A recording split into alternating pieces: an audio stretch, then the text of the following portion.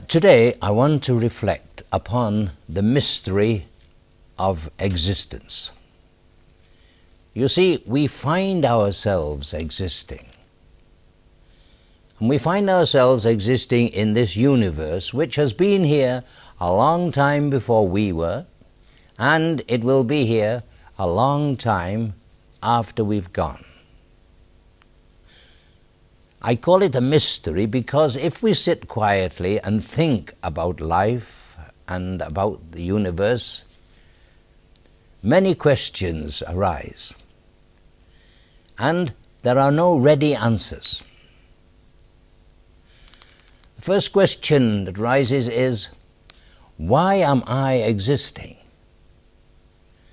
And I am a unique person. Even there may be billions of people in the world, but each one of us is a unique person. We are existing now. We never existed before. We won't exist again. And now we are existing. And each one has, for instance, its own unique DNA, each person has his own unique iris in his eye, fingerprints. Each one is a unique person, different from everybody else, and yet at the same time similar to everybody else. And we may ask, is there any meaning to my life? I was born, I live for some time, and eventually will die. Why am I existing? Or is it just, as Shakespeare said, sound and fury and signifying nothing? And the universe too. Why is there a universe at all, we may ask? Who made the universe? Or was it never made? Did it just exist all the time without any cause? These are questions which, when we sit quietly and think about, raise many questions for us. Let us take an example of two explorers trekking through the desert. On all sides there's sand, nothing but sand.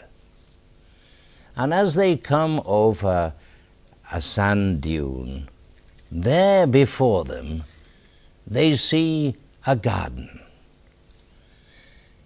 It's a big garden, fenced in on all sides, and there is a gate into it. And our two explorers, they go through the gate into the garden, and there they stand amazed and dumbfounded at the beauty of this garden right in the middle of the desert. Beds of flowers all laid out very systematically, and trees and fruit trees. And they stand there amazed. And they say to one another, I wonder who the gardener is. Who made this garden? And they say, let us wait and meet this person.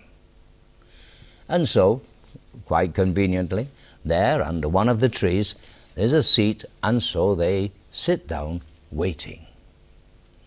And they wait for a long time. But no gardener ever appears. Let us say they wait a day or two. But no, still the gardener doesn't come. In the end, both of them decide to move on. And they go to the other end of this garden, and there is a gate. And they go out of the gate back into the desert. Now this is our life here in this world. We have come into this world. Actually, we don't know where we came from. Nobody asked us before we were born. We slowly came to realize that we are existing here in this world. And this world is a beautiful world. It's not a jungle.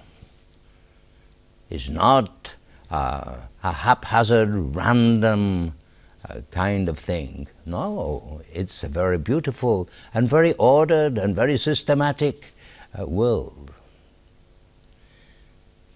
And that's why we have our sciences. Scientists try to understand the world in which we are living, how it is made, how it develops, and how we can use what we know from our study of the world itself.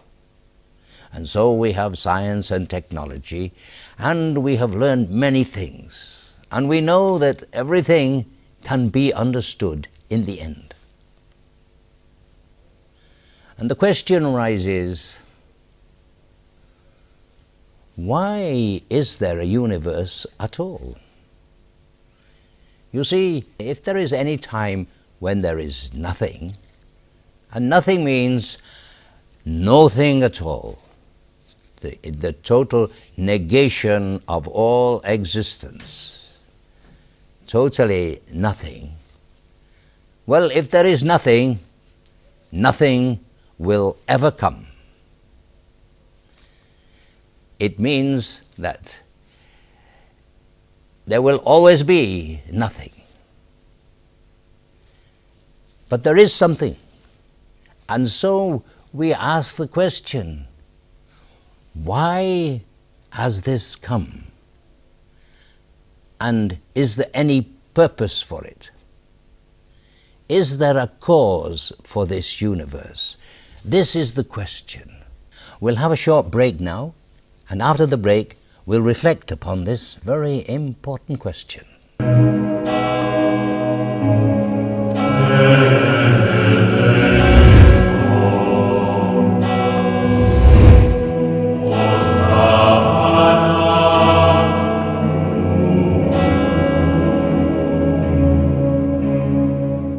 Welcome back.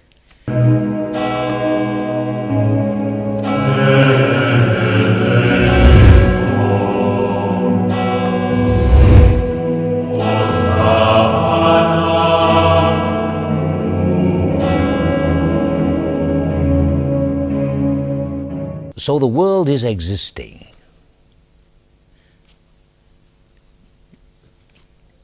It's not enough to say, the world simply does exist, it's always existed, it has no cause, because that doesn't answer the question. Why does the world exist? Why does the universe exist? Why, as philosophers have said, why is there anything existing at all? Because if there was nothing existing, there would be no question. But there is the world in which we are living, in which I am living. And we want to know where it has come from and whether there is any meaning in this world. Everything in the world has a cause. Everything is made up of material. Everything is made up of matter. And that's why science tries to understand how the world works. But science cannot tell us where the world came from if it came from nothing, because nothing cannot be experienced. We have to say, because the world is existing, we have to say there must be a being who simply exists because he or it is existence. This being is the fullness of existence. It doesn't come into being from nothing, because nothing can come from nothing. The being which is the cause of the world that we experience, must be because it cannot not be. It is existence. Can we say anything about this being who is the cause of the universe in which we are living? Well, we can say something, but not very much. Since this being is the cause of everything we experience, all the perfections that we see in this world must be in some way contained in the being who is the cause of this world. We are intelligent beings, and the cause of this universe must also be an intelligent being. The world, everything in the world hangs together. It is all in a pattern, you might say. And this pattern is a deliberate pattern. The being who made this universe, is the cause of this universe, is an intelligent being who has devised everything that we experience. And we have the power to think and to decide. And therefore, this being also has the power to think and to decide. And most of all, we, human beings, have the power to love. And this being also has created this power to love. And therefore he or it must have this power of love. Beyond this, we can't say much about this being who is not part of this universe. If he is part of this universe, like a Superman, then then the question is not answered, because then we ask, well, who is the cause of him then?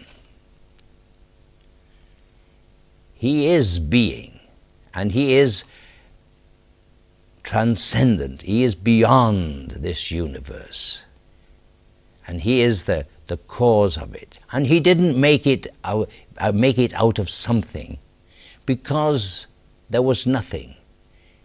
He created the world by the power of his thought. Now this is all rational thinking. We're nowhere near religion. But it is quite clear, the universe in which we find ourselves existing demands a cause, and demands a cause which is beyond this world, beyond the universe which we see. But now let us say that this transcendent being, who is the cause of this universe, decides to enter into the world in a way that you and I can experience him. That he decides to come among us so that we can touch him, so that we can hear him. Let us say the gardener decides to come and visit the garden of the universe. Now this is going to change everything, going to change the whole universe, and it's certainly going to change you and I. Of course, you may say, that's impossible. How is the Supreme Being going to come into this universe, which before him is nothing more than a drop of water from a bucket, or just like the dust on the scales? And yet, there was a man who claimed to be the Supreme Being. And you might say, impossible. Well, it's unwise to say it's impossible, because that's just a prejudice without judging the case. It's also unwise because what if his claims were true? And he was in fact the supreme being, the cause of the whole universe, who had come to live among us like a human being. Well, there was a man who made such a claim. And I want to talk about this person because if his claims are true, then he's going to change everything. If his claims are true, we must examine them carefully to see whether he is a charlatan or whether they are genuine and true. And if they are true, then he has to become the center of the universe that we experience, and he has to become the center of our life. As one of the prophets wrote some 3,000 years ago in the Bible, "The earth is the Lord's, and all that is in it, the world and those who live in it. For he founded it on the seas and established it on the rivers." A voice says, "Cry out." And I said, "All people are grass. Their constancy is like the flowers of the field. The grass withers, the flower fades, when the breath of the Lord blows upon it. And surely the people are grass. The grass withers, the flower fades, but the word of the Lord will stand forever." This supreme being, transcendent beyond the world, who is the cause of this universe in which we find ourselves, has indeed revealed himself, slowly at first, through thinkers and those who carefully reflected upon the world. But Jesus claims to be the full explanation of the mystery of the world. He is our subject. And each one of us has to make our own decision. I want to talk about him because many of the greatest minds of the past, and let us not forget, of the present, have studied his claims and consider them to be true. With an open mind, we too should study his life and the claims he made. This man, as I said, is called Jesus. Jesus of Nazareth. There have been many emperors and many kings, generals and armies, but no one has changed the world as much as Jesus of Nazareth.